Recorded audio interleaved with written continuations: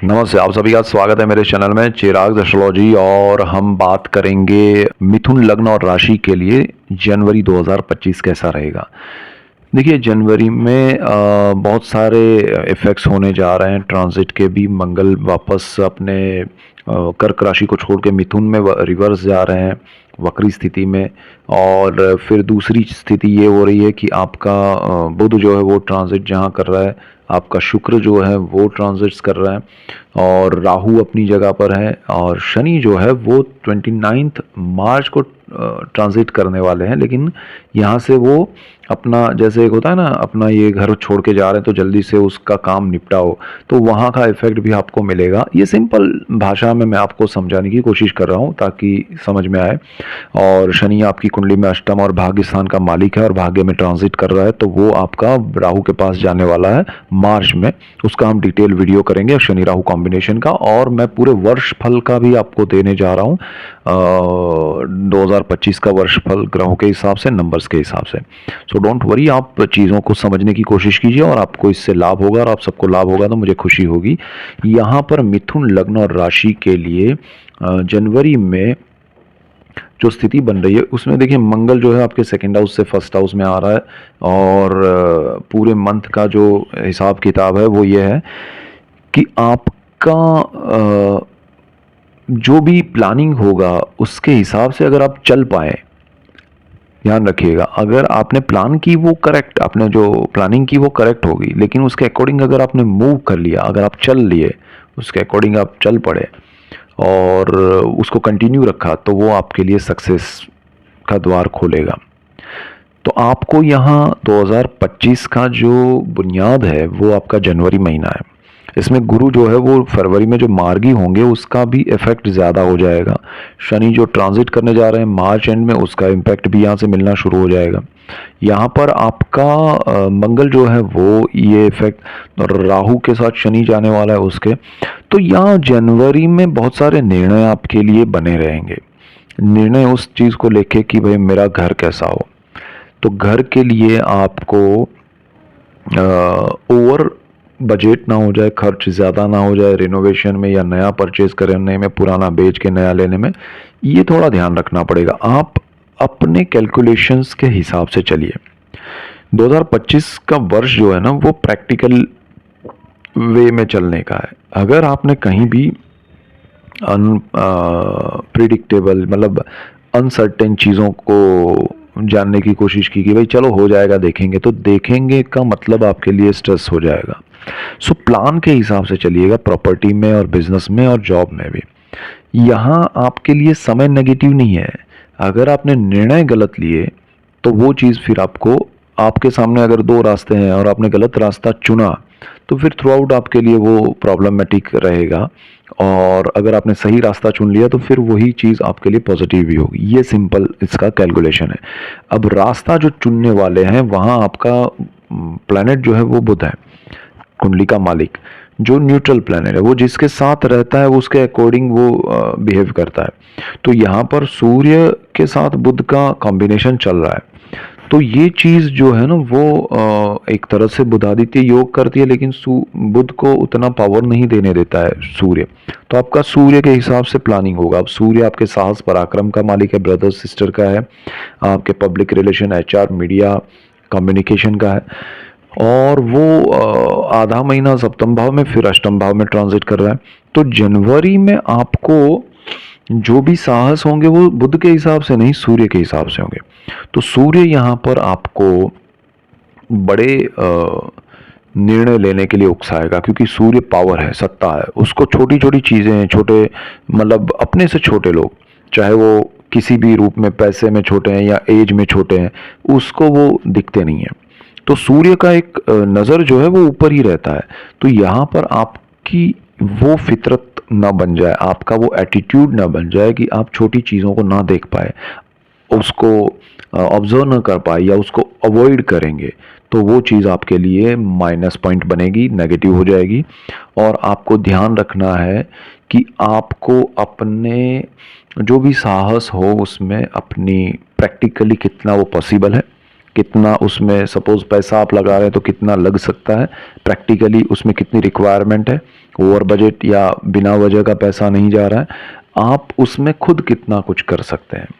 आपकी खुद करना मतलब आपका अनुभव क्या है उसमें, कितना आप उसमें डीप में जा सकते हैं, क्या चीज़ आप खुद कर सकते हैं, ये आपका इन्वॉल्वमेंट कितना हो सकता है, वो प्रैक्टिकली आपको सोचना पड़ेगा। जहाँ जहाँ आपकी कैपेसिटी है वो चीज़ में आप आगे बढ़िए, ये महीना आपके लिए अच्छा होगा। तो इतना एक सिंपल गणित है, वो समझ लेंगे तो आपका पूरा ये महीने में जो आप करेंगे वो बेस बनेगा पूरे साल का। तो ये समझ के चलना है। दूसरी चीज़ क्या है कि देखिए, आपका राहु कर्मस्थान में है, वो एक तरफ आपका एनालिसिस चल रहा है लाइफ का कि मुझे करियर में क्या करना चाहिए था, क्या नहीं करना चाहिए था, मैं कहाँ हूँ, कहाँ होना चाहिए था, एवरीथिंग। तो वहाँ आप कंफ्यूज कंडीशन में है।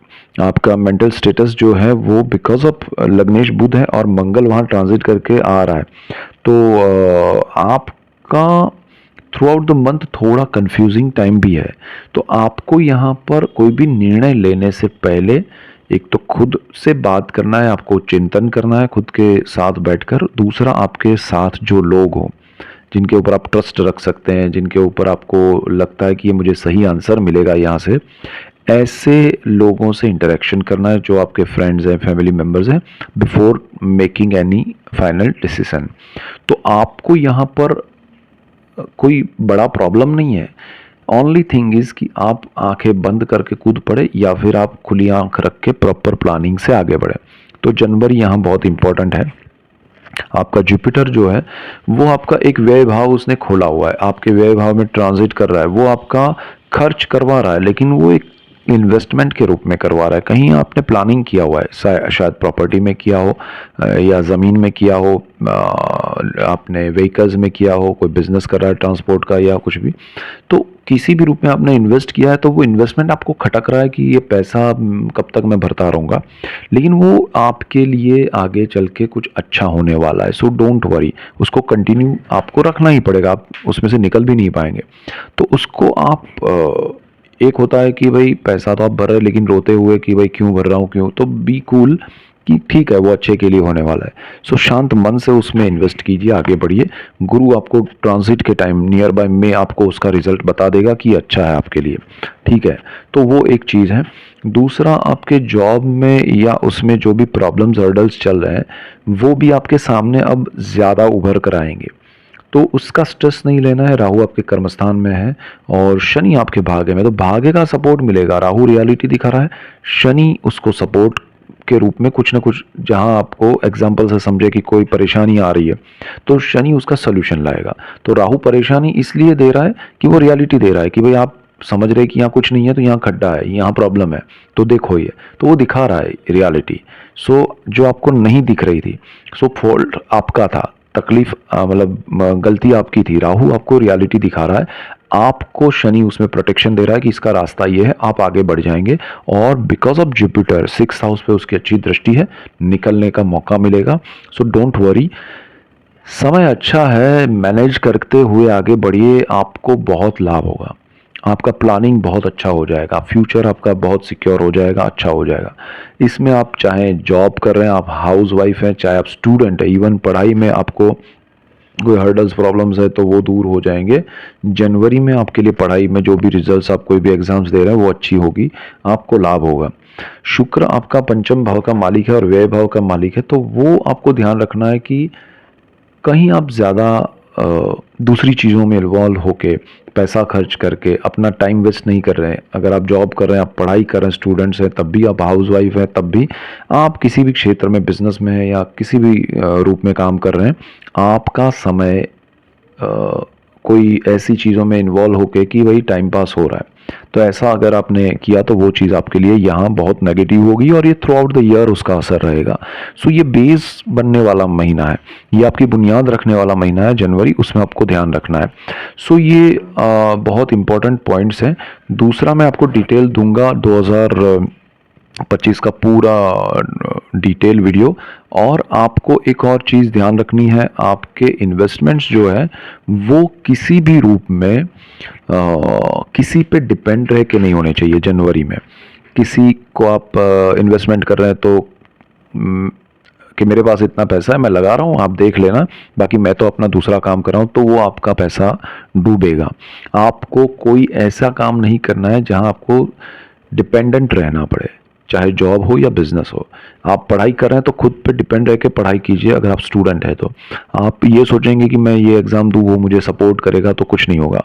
आप यहाँ खुद के दम पे जो कुछ करेंगे उसमें आपको बड़ा लाभ होगा। जहाँ आप डिपेंड रहेंगे वहाँ आपके लॉस होंगे। ये सिंपल सा रूल है, और ये रूल जनवरी में अप्लाई होगा। एंड देन जो भी रूल होगा, आपने जो भी एक्सेप्ट किया कि मैं खुद पे डिपेंड रहूंगा, तो थ्रू आउट द ईयर आप खुद पे डिपेंड रह के प्रोग्रेस करेंगे।